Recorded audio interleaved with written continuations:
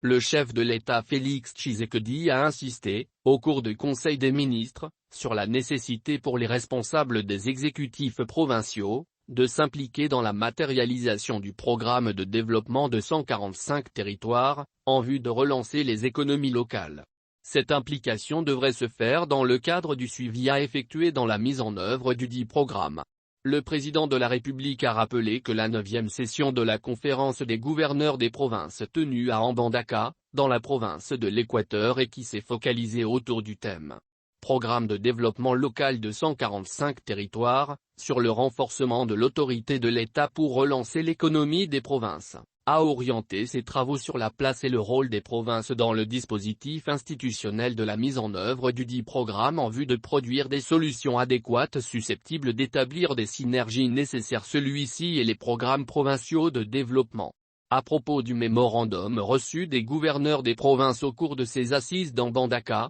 le président de la République a précisé qu'il synthétise les états des lieux des provinces et recueille 2 types de préoccupations dont les unes communes concernent toutes les provinces et les autres plus spécifiques sans oublier les cas particuliers de l'Ituri et du Nord Kivu. Ces préoccupations communes, a-t-il ajouté, sont pour la plupart axées sur les volets sécuritaires, social, administratif, judiciaire, économique et financier. À ce sujet, le président Tshisekedi a exprimé son inquiétude à propos du faible taux d'exécution des recommandations des sessions précédentes des conférences des gouverneurs en général et celle de la 8e session en particulier. Mais bien avant d'aborder les points de sa communication, le président de la République a informé le Conseil qu'il a reçu les membres du gouvernement représentant le parti Ensemble après l'audience que leur a accordé le Premier ministre. Il a pris acte du retrait de 3 d'entre eux du gouvernement, notamment celui du plan, des transports et la vice-ministre de la Santé à la suite de la position prise par leur formation politique.